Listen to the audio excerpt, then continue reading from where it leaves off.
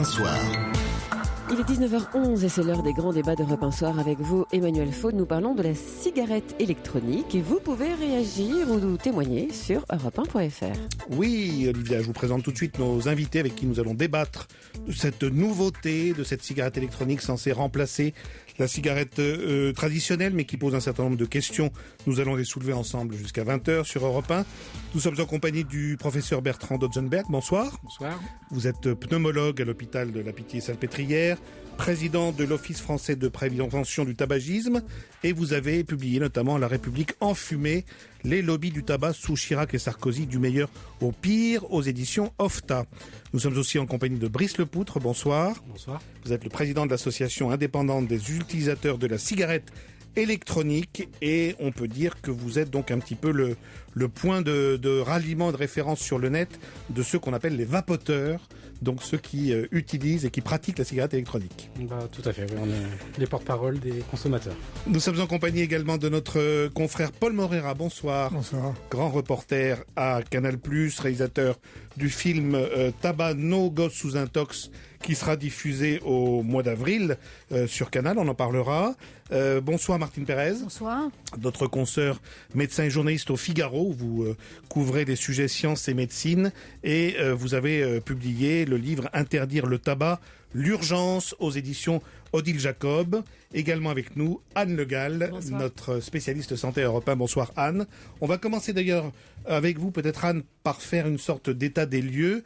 D'abord, d'où ça vient cette idée de la cigarette électronique? C'est sorti de quel cerveau? C'est apparu comment? Alors le concept est simple. La cigarette électronique, c'est quoi? Ça ressemble, c'est un tube en plastique. Ça ressemble à une cigarette. Voilà, on quand en a on un tire exemplaire sur la dessus, table. voilà, quand on tire dessus, eh bien, on inhale des arômes, éventuellement de la nicotine, mais c'est pas obligatoire, mais sans combustion, ce qui la rend moins toxique que la cigarette classique. Et on recrache de la vapeur d'eau, ce qui rappelle vaguement aux fumeurs la fumée du tabac. Et évidemment, c'est moins toxique pour les poumons. Alors ces cigarettes, on les trouve en bureau tabac, on les trouve aussi dans des boutiques spécialisées de plus en plus. Et c'est vrai que j'ai eu l'occasion d'y aller en reportage. Et les anciens fumeurs assurent que avec ce produit, eh bien, ils retrouvent le geste de la cigarette et en même temps, ils disent qu'ils respirent mieux, que le tabac ne leur manque pas et qu'en plus c'est économique, c'est 2 à 3 fois moins cher que le tabac classique. Le problème, c'est que ces cigarettes ne sont pas homologuées. C'est pas homologué pour le sevrage. D'ailleurs, leur vente en pharmacie est interdite et on a très peu de recul aussi sur le contenu, sur le propylène glycol qui est utilisé à l'intérieur. On ne sait pas trop non plus à quoi correspondent les arômes utilisés. Et la difficulté supplémentaire pour le contrôle de ces produits, c'est que la plupart sont fabriqués en Chine. On peut rien y faire parce que le brevet industriel est chinois. Alors, ce qu'il faut préciser aussi, Anne, c'est que l'utilisateur de la cigarette électronique, donc le vapoteur, vous allez beaucoup entendre ce mot jusqu'à 20h. Voilà, de vapeur d'eau. Dans les semaines et les mois qui viennent, a le choix du dosage qu'il met dans la cigarette, notamment en termes de dosage de nicotine. Il a le choix aussi du parfum qu'il veut inhaler. Et d'ailleurs, ça entraîne des mises en garde de l'Agence nationale du médicament, enfin ANSM, puisque il peut y avoir des risques de surdosage quand on remplit soi-même la fiole avec de la nicotine. On peut parfois s'exposer à du surdosage. Est-ce qu'on a une idée, Anne, de ce que représente aujourd'hui le marché de la cigarette électronique déjà en France? Est-ce que ça rencontre un vrai succès? Alors, d'après les fabricants, 500 000 Français s'y seraient mis. Chiffre fabricant. Mais on a très peu d'études et d'ailleurs, il y a une enquête scientifique qui a été lancée sur le sujet de la cigarette électronique, mais c'est très récent, ça a été demandé par Marisol Touraine le 5 mars dernier. Alors, Brice Lepoutre, vous-même, on peut dire que vous êtes entré dans cet univers de la cigarette électronique de façon empirique. C'est-à-dire que vous-même, vous étiez, j'imagine, un ancien fumeur. J'étais un ancien fumeur. Et vous êtes essayé à ce nouveau produit. Comment vous avez pris le tournant et comment vous êtes décidé à adopter la cigarette électronique? Moi, c'était suite à un reportage télé il y a 5 ans bientôt. Et je me suis dit pourquoi pas, ça a l'air marrant. Je suis informaticien, un peu geek, ça m'a attiré par ce côté-là. Et du coup, je me suis dit pourquoi pas. J'ai essayé. Bon, à l'époque, la cigarette électronique, c'était pas du tout ce que c'est aujourd'hui. C'était un produit très compliqué à utiliser, pas fiable du tout. Elle s'est perfectionnée entre-temps. Ça s'est beaucoup perfectionné en 5 ans. Et j'ai pu voir les évolutions en 5 ans. C'est devenu maintenant un produit vraiment fiable, efficace. Et vous-même, alors, par rapport au moment où vous avez arrêté de fumer, est-ce que vous en tirez un véritable bienfait? Est-ce que vous êtes totalement sevré? Est-ce que vous y prenez plaisir? Alors, comment vous la vivez, cette cigarette électronique? C'est un effet qui m'a déjà beaucoup surpris, parce que 15 jours après que je sois passé vapoteur, déjà je ressentais les bienfaits. Je retrouvais l'odorat, le goût revenait, je me sentais mieux respirer, mieux dans ma santé. Je me suis même surpris à faire du sport, moi qui étais toujours un anti-sport convaincu. Et donc j'ai senti tout de suite les bienfaits chez moi. Et je me souviens plus de la suite. Oui, et donc vous l'avez vraiment adopté aujourd'hui. Vous en servez de façon régulière, naturelle, mais pas avec la même sans addiction. Voilà, oui, c'est ça. Avec la même dépendance, par contre, que le tabac, parce que c'est différent. On vapote, on va tirer deux lattes dessus, on va la reposer. C'est complètement différent. Il m'est arrivé d'oublier ma cigarette électronique pendant une journée entière. Elle m'a pas manqué plus que ça. J'étais content de la retrouver le soir, mais voilà. Alors que quand j'étais fumeur, quand je n'avais pas de cigarette pendant une demi-heure, j'étais prêt à tuer quelqu'un pour avoir une cigarette. Globalement, sur votre site de l'Association indépendante des utilisateurs de la cigarette électronique, qu'est-ce que vous disent les internautes, les gens qui interviennent? Est-ce que ce sont des échanges d'expériences, vous avez l'impression, plutôt positives? Il y a une incitation à l'adopter, ou il y a des questions encore et des inquiétudes qui se manifestent c'est toujours des inquiétudes. C'est vrai que le gros avantage que l'on a, nous, c'est que nous sommes complètement indépendants de l'univers du tabac, de l'univers pharma, etc. Donc nous, ce qui nous intéresse, c'est notre santé. On n'a pas d'intérêt en jeu. Donc du coup, on arrive tous avec plein de questions. Tous les jours, il y a des nouveaux qui arrivent avec plein de questions. Et tous les jours, il y a plein d'anciens pour les aider à trouver les réponses à leurs questions et à faire des recherches un peu partout sur Internet afin de trouver des éléments de réponse pour que l'on s'assure que notre santé ne soit pas en danger par ce produit. La question médicale qui est essentielle et qu'on posera bien sûr tout à l'heure, notamment au professeur Dotzenberg qui est avec nous. On va prendre un autre témoignage dans un instant sur cette expérience nouvelle pour la personne qui nous appelle de la cigarette électronique. Et puis on verra donc ce qu'en dit le corps médical, les questions de santé que pose cette cigarette électronique. Merci de nous écouter. Dans un instant, la suite du grand débat d'Europe 1 Soir. Europe 1 Soir. Il est 19h21, c'est la suite des grands débats d'Europe 1 Soir. Nous parlons de la cigarette électronique. L'avez-vous adoptée? Si oui, qu'en pensez-vous? Nous attendons vos témoignages, vos questions sur europe1.fr. Emmanuel Faux. Et oui, nous commençons d'ailleurs, Olivier, à recevoir quelques témoignages. Nous sommes également en compagnie du professeur Bertrand Dotzenberg, pneumologue et président de l'Office français de prévention du tabagisme, de Brice Lepoutre, qui préside l'Association indépendante des utilisateurs de la cigarette électronique, notamment sur Internet, de notre confrère Paul Morera, qui vient de réaliser un film intitulé Tabac, nos gosses sous intox pour Canal+, de Martine Pérez, chef du service sciences et médecine au Figaro, de d'Anne Le Gall, spécialiste de la santé pour Europe 1. Et nous allons tout de suite prendre un autre témoignage, c'est celui de Sophie de Seine-Saint-Denis. Bonsoir Sophie. Bonsoir. Alors vous, je crois que vous avez adopté la cigarette électronique il y a très peu de temps, et on peut le dire, il y a eu une sorte d'alerte médicale qui vous a conduit à franchir le pas. Oui, tout à fait. Et c'est pour ça que j'étais obligée, parce que je suis une vraie fumeuse. Donc, j'aime fumer, et je fume à peu près un paquet par jour. Et j'ai dû arrêter, et j'ai vraiment douté au départ de pouvoir le faire. Et en fait, j'ai adopté la cigarette électronique, et je me suis aperçue très rapidement que c'était assez facile. J'ai plus du tout envie de fumer, de cigarettes, je veux dire, pas de vapoter, mais de fumer des cigarettes. Et surtout, je tousse plus, j'ai plus de bronchite chronique, donc je respire très bien. Ça, vous le mesurez depuis 2-3 mois? Ah oui, mais facilement, oui, tout à fait, puisque je respire vraiment bien, je tousse plus. Et surtout, ce que je me suis aperçue, c'est que maintenant, j'avais du mal en fait, avant, les terrasses fumeurs me gênaient absolument pas.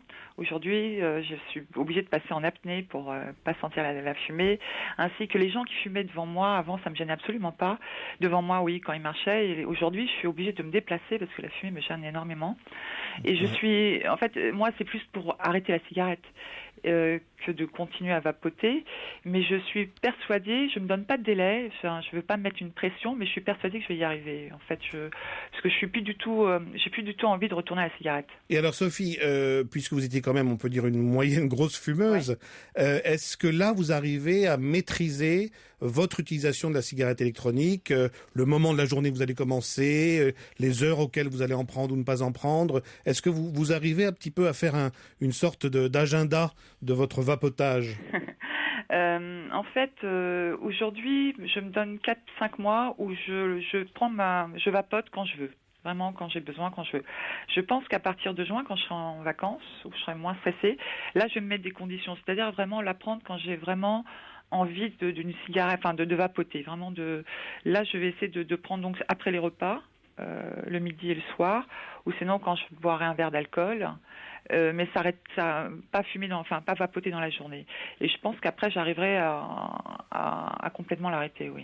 Merci beaucoup de votre témoignage, Sophie. D'autres témoignages qui nous parviennent, notamment celui de Philippe, qui nous dit qu'il a essayé à plusieurs reprises d'arrêter par divers moyens la cigarette traditionnelle, qu'il n'y arrivait pas, et que depuis 7 mois, il s'est mis à la cigarette électronique, et que c'est maintenant une vraie victoire pour lui-même et pour ses proches, et qu'il n'a pas l'intention non plus de revenir à la cigarette. Professeur Dotzenberg, vous qui avez été un militant, un combattant de la limitation de la cigarette, notamment dans les lieux publics, on s'en souvient. Est-ce que vous considérez qu'on a franchi un pas de progrès pour la société française avec ce nouvel instrument qui est devant moi de cigarette électronique ? C'est un nouvel instrument qui a des côtés produits du tabac, des côtés produits d'arrêt de tabac. Donc en fonction de la façon dont on va l'utiliser et lui faire une place dans la société, ça peut être une bonne chose ou une mauvaise chose. Donc c'est un produit qui, au départ, est sorti un petit peu en mentant, parce que la cigarette électronique, c'est pas électronique, c'est électrique, mais c'est pas électronique.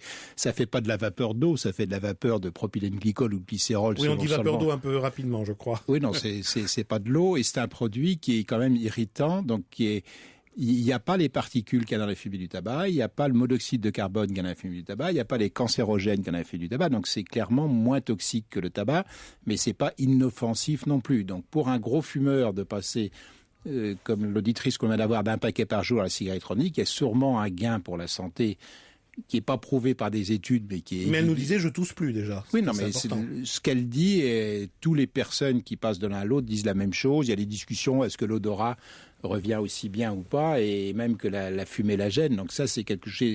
L'histoire qu'elle raconte est une histoire fréquente. C'est pas une personne comme ça qui vous raconte, et c'est une histoire qui est tout à fait vraie. Mais alors, quelles sont vos craintes, quels sont vos doutes de médecin ?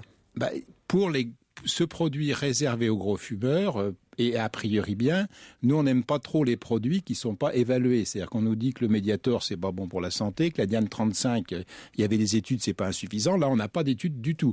La seule étude randomisée qui a été faite, elle montre qu'il n'y a pas de différence, mais elle a été faite avec des cigarettes d'il y a 4 ans qui marchaient pas. Il y avait autant de nicotine qui sortait de celles avec et sans nicotine. Donc pour l'instant, j'attends la fin de l'année prochaine d'avoir les premières études, la fin 2013, début 2014, pour avoir les premières études qui arrivent pour un peu se prononcer. Donc pour l'instant, je n'interdis pas, mais on ne peut pas recommander non plus quelque chose. Mais bien entendu, quelqu'un qui est passé de la cigarette à la cigarette électronique, il ne faut surtout pas lui faire peur et lui dire « refumez madame, ça sera mieux pour votre santé ». C'est clair qu'elle est moins en danger là, mais on ne peut pas non plus dire que ce produit est totalement inoffensif. Ce produit, et en particulier l'utilisation à moyen terme du produit, n'est pas connue. Et tout ce qu'il y a dedans comme arômes alimentaires, tout ça, sont étudiés pour manger, sont pas étudiés pour respirer. Quand vous avez de la farine, c'est bon pour faire des gâteaux, pour manger. Est-ce que respirer de la farine, c'est bon ? Non, c'est mauvais respirer de la farine. Donc il y a des incertitudes qui persistent et il faut en tenir compte. Bon, là, il y a des demandes qui sont formulées par vous, par le corps médical, par les politiques aussi, on y reviendra dans un instant, notamment la ministre Marisol Touraine, qui veut qu'une expertise soit faite, soit lancée de façon scientifique sur les risques et les qualités et les défauts de cette cigarette électronique. On va poursuivre ce débat justement et voir dans un instant quels sont les moyens de contrôler, de voir ce qui est mis sur le marché et qu'on appelle cigarette électronique. À tout de suite. Europe 1 Soir. Il est 19h30, les grands débats d'Europe 1 Soir continuent sur Europe 1 avec vous, Emmanuel Faux. Selon vous, la cigarette électronique est-elle dangereuse ? Vous pouvez nous donner votre avis ou témoigner si vous avez testé la cigarette électronique sur europe1.fr. Oui, Olivia, je me tourne tout de suite vers nos consoeurs, Anne Le Gall d'Europe 1 et Martine Pérez du Figaro. Martine Pérez, est-ce qu'on a effectivement un contrôle plus ou moins lancée de ce produit qui est de plus en plus présent sur le marché. Je disais tout à l'heure que la ministre Marisol Touraine demandait une expertise.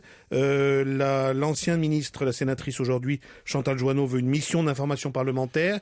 Il y a de plus en plus quand même de questions qui commencent à être soulevées autour de cette cigarette électronique. Écoutez, il y a des vraies questions et c'est ça qui est intéressant d'ailleurs. Moi je pense, et je le ressens personnellement, on le ressent ici aussi, il y a un vrai décalage entre le monde médical qui est très réservé sur la cigarette électronique et les gens qui l'utilisent, dans les anciens fumeurs qui l'utilisent et qui ont le sentiment que ça les a aidés à arrêter de fumer.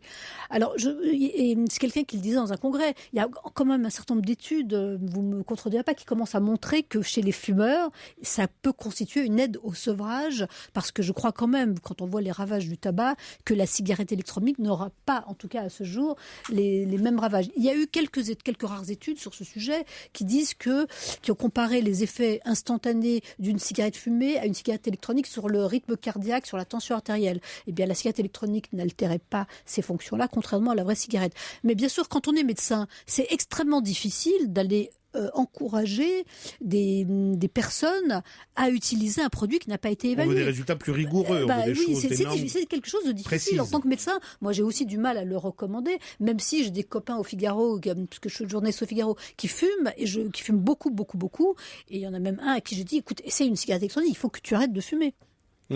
Professeur Dotzenberg. Non, mais là, je suis pour ce genre de choses un fanatique du double langage. C'est-à-dire que le langage que je peux avoir en public à Europe 1 et le langage que j'ai devant un malade qui fume est très différent. Donc, si je vois un gamin qui commence à en prendre une, je suis un affreux ayatollah qui va l'engueuler, lui interdire, le gêner, lui dire de ne pas commencer à utiliser ce produit, puisque ça peut le rendre dépendant. Si je vois un gros fumeur de 2 cigarettes qui est passé à ce produit, je l'encourage à continuer, éventuellement j'essaie de l'accompagner, on discute, on fait les choses ensemble. Donc pour l'instant, on ne sait pas quelle est la vérité, il faut suivre, mais comme médecin prescripteur, je ne peux pas prescrire la cigarette électronique, parce qu'il n'y a pas d'études qui me permettent de le prescrire. C'est-à-dire que les médecins, on a une certaine rigueur et un certain rôle, on s'est fait suffisamment attaquer avec nos médicaments ces dernières années pour faire attention à ce qu'on fait. Donc on laisse faire, mais c'est le choix de l'utilisateur, du fumeur de passer à la cigarette électronique. Et sur les forums, on voit bien, c'est jamais le médecin qui le dit. Il y en a quelques-uns qui vont demander à leur médecin. Et nous, ce qu'on dit aux médecins, c'est un gros fumeur qui veut passer, ne dites pas non.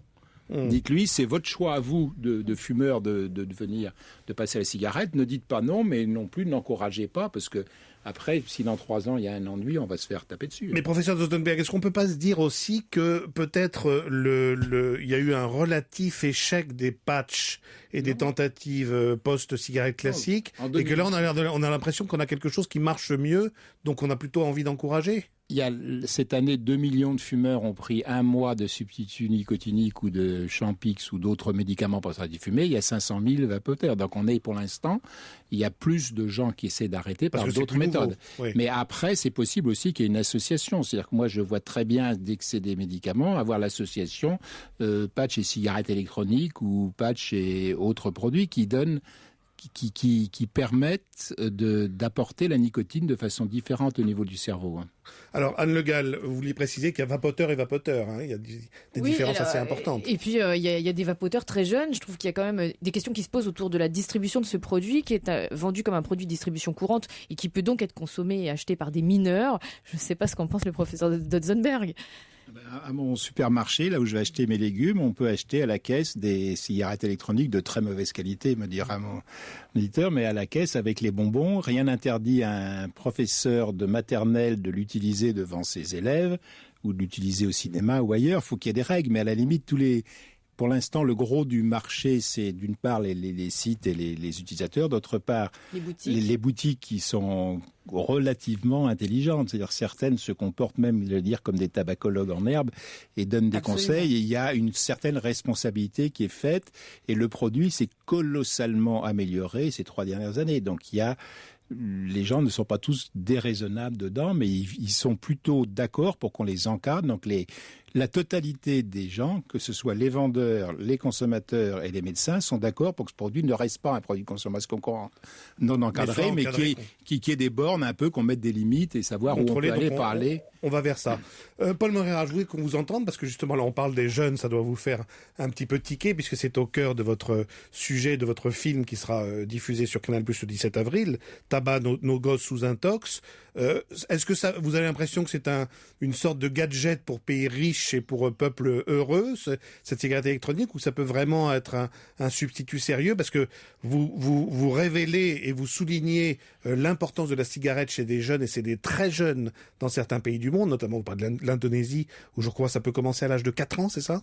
J'ai un fumeur de 4 ans en Indonésie, oui, mais comme il sait probablement pas que les cigarettes électroniques existent, et il a de toute façon pas les moyens de se la payer, puisqu'il est très très pauvre. Donc là, il y a un hiatus énorme entre le monde de la cigarette chez les jeunes que vous avez exploré et ce qu'on est en train de dire. Il est très évident que l'espace pour les vendeurs de cigarettes se réduit énormément dans nos pays, parce qu'on est de plus en plus conscient du mensonge qui a été entretenu, des millions de morts qui arrivent, etc.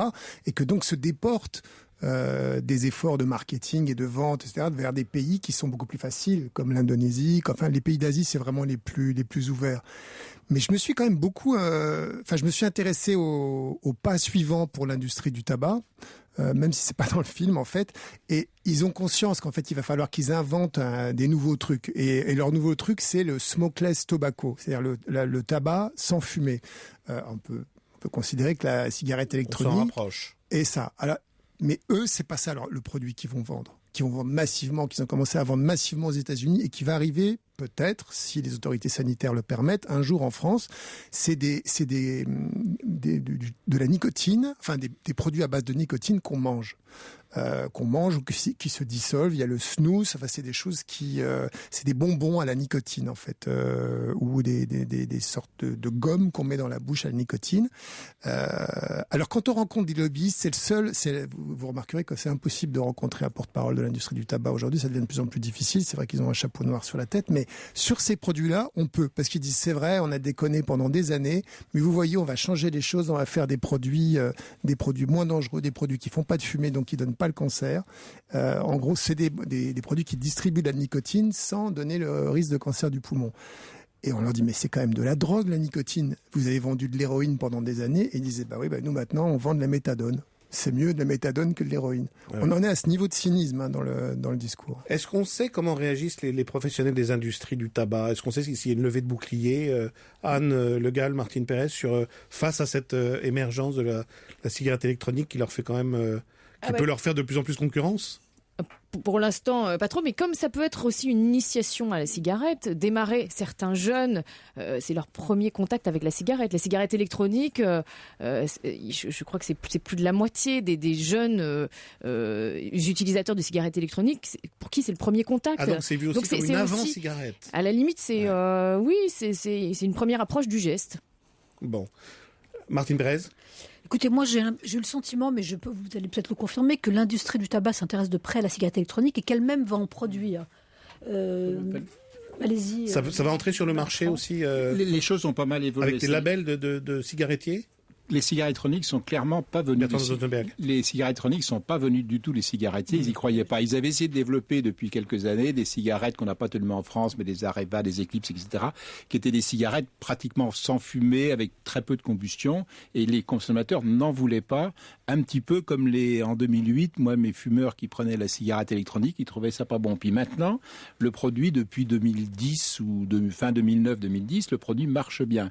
Et donc là, on voit tous les cigarettiers arriver. Depuis 7 mois, on a eu le rachat aux États-Unis par L'Oréal de Blue, la grande compagnie de cigarettes. J'achète 135 millions, je mets 40 millions d'euros de publicité et je lance le marché. En Angleterre, il y a une British American Tobacco a racheté une des grandes compagnies de cigarettes électroniques et a même demandé maintenant une autorisation de mise sur le marché pour ce produit comme médicament. Donc c'est le cigarettier qui fait Big Pharma d'un autre côté, de façon, donc une ambiguïté qui plaît beaucoup à l'industrie du tabac, travaillant de tous les côtés. Et toutes les compagnies maintenant de tabac ont des projets cigarettes électroniques et on verra ce qui se passe. tout est possible. Peut-être que dans 5 ans, ça sera plus que des cigarettiers, mais les cigarettiers sont à la recherche de produits de tabac moins toxiques. La chicha les a aidés. Il y a d'autres produits comme ça qui sont un peu dans la même mouvance. On va reprendre cette discussion dans un instant. Faut-il encourager la cigarette électronique ? Faut-il aller vers d'autres mesures, parlementaires, qui proposent notamment d'interdire de fumer en voiture en présence de jeunes enfants ? On en reparle dans un instant avec nos invités dans le grand débat d'Europe 1 Soir. Europe 1 Soir. Il est 19h43 dans les grands débats d'Europe 1 Soir. Nous passons la cigarette électronique à la loupe. Avec vous, Emmanuel Foy, nous attendons vos réactions, vos questions et vos témoignages sur europe1.fr. Et nous sommes en compagnie du professeur Bertrand Dotzenberg, de nos consoeurs Martine Pérez du Figaro, Anne Le Gall, spécialiste santé d'Europe 1, Paul Moreira, grand reporter, qui vient de réaliser un film sur les jeunes et la cigarette pour Canal+, et Brice Lepoutre, président de l'association indépendante des utilisateurs de la cigarette électronique. Brice Lepoutre, quand vous entendez les réserves qui sont émises par une éminence médicale comme le professeur Dotzenberg, ici présent, vous êtes d'accord quand même sur l'idée qu'il faudrait peut-être un mode d'emploi, peut-être des éléments d'accompagnement pour nouveaux vapoteurs, pour que les gens ne partent pas totalement dans la nature et au hasard ? Ça fait partie de nos demandes au sein de l'association, c'est qu'il y ait quand même un encadrement minimum. Il y a un point sur lequel on est d'accord, c'est l'interdiction aux mineurs par exemple. Après on est pour en effet qu'il y ait des règles et que tout et n'importe quoi ne soit pas fait, parce que la plupart des vendeurs aujourd'hui sont sérieux, mais on se retrouve quand même avec des vendeurs qui vous vendent n'importe quoi, comme disait le professeur tout à l'heure, au milieu des choux et des carottes dans un supermarché, une cigarette électronique n'a rien à faire. Qu'est-ce que pourraient être ces messages ? Alors on sait que la cigarette maintenant est accompagnée de messages chocs et assez définitifs, du genre fumer tue. Qu'est-ce qu'on pourrait faire pour, disons, attirer l'attention, la vigilance des nouveaux vapoteurs ? Déjà aujourd'hui ça a bien évolué, parce que sur les fioles de liquide que vous pouvez acheter, vous avez déjà une tête de mort aujourd'hui qui vous indique que cela contient de la nicotine, que pour un enfant c'est dangereux, comme votre eau de javel, faut pas la laisser traîner. Mes fioles de nicotine chez moi sont en hauteur, donc après c'est des mises en garde classique qu'il faut faire sur ce genre de produit. En rappelant qu'il y a différents dosages de nicotine. Il y a on différents peut partir dosages d'un dosage important et descendre à zéro progressivement. Anne Le Gall. Est-ce que vous êtes favorable à l'utilisation de la cigarette électronique dans les lieux publics ? Alors, si elle ne procure pas de nuisance aux autres, oui. Parce qu'elle permet toujours de conserver cette petite sensation avec le café qui reste agréable. Dans les et avions, si elle ne procure pas de sensation. Alors après, j'en appelle toujours à la discrétion, personnellement, parce que je me dis toujours, c'est pas sympa quand vous avez un fumeur qui ne connaît pas la cigarette électronique à côté de vous, dans un vol Paris-Hong Kong de 12 heures. Vous allez faire des gros nuages de fumée, c'est pas très sympa pour lui. Il y a moyen aujourd'hui avec la cigarette électronique de ne pas recracher de vapeur quand vous vapotez. Et du coup, vous pouvez vous montrer discret et personne ne se rendra compte que vous êtes en train de vapoter dans l'avion. Alors, conseil pratique, il y a un auditeur là qui nous demande à l'instant comment déterminer la bonne dose de nicotine pour un fumeur qui devient un vapoteur. Quel conseil peut-on lui donner ? Il y a une réponse à ça, professeur Dotzenberg ? C'est de savoir ce qu'on achète, mais après à la consommation, les fumeurs réguliers sont des champions du monde de la titration de nicotine qui leur fait plaisir. 300 fois par jour pendant 10 ans, 20 ans, 30 ans, ils sont pris exactement la dose qu'ils voulaient. Des fois en soirée, ils avaient fumé un peu trop, ils connaissaient leurs sensations, et il faut plutôt leur faire confiance. Il y a juste le choix de la concentration la première fois qu'on va les acheter pour avoir une concentration qui va. Et il y a une petite phase d'apprentissage, c'est-à-dire que c'est pas tout à fait comme une cigarette, il faut tirer de façon différente. Il y a un petit côté apprentissage, mais qui est assez rapide. Et il n'y a pas le danger avec la cigarette électronique, c'est plutôt dans le maniement des flacons. Si on prend des flacons, de laisser tomber les flacons, d'en mettre partout, etc. Là, il y a un vrai danger sur la façon dont on... Oui, parce qu'on peut faire des mélanges. Le vapoteur peut faire les mélanges qu'il veut. Même sans faire des mélanges, mais c'est moins cher d'acheter des flacons et de remplir soi-même que d'acheter des flacons tout faits. Enfin, des cartouches toutes faites, on gagne des sous. Mais alors, retrouvons ce jeune patient que vous auriez en face de vous, que vous voulez dissuader de la cigarette. Est-ce que vous seriez prêt à lui prescrire une sorte de protocole d'apprentissage, d'adoption progressive de la cigarette électronique, notamment en termes de dosage de nicotine progressif? Moi, mes patients, je les dissuade pas la cigarette. Les fumeurs dépendants, je les soigne. Donc, c'est moi qui les prends en charge. C'est pas, j'allais dire, à eux de décider, pas plus qu'ils décident du traitement de leur cancer. Ils acceptent pas. Mais c'est de la responsabilité des médecins de soigner les gens qui fument malgré eux dans l'heure du lever. Après, pour suivre un petit peu, pour l'instant, moi, j'ai pas tout ce que je sais sur la e-cigarette, je l'ai appris par mes patients. Donc en fait, c'est plutôt mes patients qui sont mes profs que Là, le vous récoltez contraire. de l'information. Mais on a une information, c'est pour ça que l'association, par exemple, vous parlez des têtes de mort, tout ça, c'est l'association qui a imposé aux fabricants de mettre des têtes de mort sur les flacons, de mettre des avertissements, etc. C'est-à-dire qu'ils sont responsables. Moi, j'avais vécu un peu la même chose dans les années 80 avec les patients atteints de sida qui sont mis en association et qui ont été un peu ensemble, groupés, exigeants et qui ont finalement créé un nouveau dialogue avec la médecine et fait progresser les choses pour que dans l'intérêt et des patients et des médecins et de la connaissance globale, les choses progressent. On est un petit peu, pour l'instant, dans cette démarche qui est assez saine. Après, quand il y aura trop d'argent, ça me fait toujours peur, parce que dès qu'il y a beaucoup d'argent, après, on ne sait pas d'où ça vient. Mais pour l'instant, on est dans une démarche qui est relativement saine, oui. Paul Morera, vous avez l'impression qu'on pourra un jour convaincre les fumeurs du lointain des pays en voie de développement d'adopter cette cigarette électronique? Comment leur dire? Non. Enfin, je veux dire, quand vous avez un pays comme l'Indonésie où 70% des hommes fument et où 80% de la population vit en dessous du seuil de pauvreté, le prix d'achat d'une cigarette électrique, je sais pas combien ça monte, 30 euros En France, dans les 50 euros. 50 euros, bon, non, c'est totalement inenvisageable. Déjà économiquement inaccessible pour beaucoup. Oui. Ouais, non, je pense qu'il n'y a pas grand-chose d'autre à faire que d'arrêter de fumer en serrant les dents, quoi. Pour eux, hein. La cigarette électronique n'est pas une voie. Non. Un mot, professeur. Non, juste le prix de revient d'utiliser une cigarette électronique en France pendant un mois, c'est 3 fois moins cher ou 4 fois moins cher que de fumer une cigarette. Alors c'est parce qu'il y a 80%, il y a 20% de taxes au lieu d'avoir 80% de taxes. Mais même si on supprime la taxe, le produit à peu près c'est le même prix à peu près. Alors, on vous a réservé un témoignage pour la fin de cette émission. C'est un invité un peu surprise. Gros fumeur, mais on va lui demander ce qu'il pense de cette cigarette électronique que nous disséquons depuis 19h10 tous ensemble. Dans un instant, on retrouve notre invité surprise. À tout de suite. Europe 1 Soir. Il est 19h52, c'est la dernière partie des grands débats d'Europe 1 Soir avec vous, Emmanuel Faux. Nous parlons de la cigarette électronique et nous avons un invité surprise, Emmanuel. Oui, Olivia, et cet invité surprise, c'est Carl Zero. Bonsoir. Bonsoir. Vous fumez toujours, Carl Zero? Hélas, oui, énormément. Même je crois qu'on voit fumer sur les plateaux de télévision, hein, c'est pas... Oui, ça arrive, oui. J'essaie de cacher discrètement, mais enfin, j'y arrive pas toujours. Alors, est-ce qu'elle vous fait rêver, cette cigarette électronique dont on parle depuis tout à l'heure?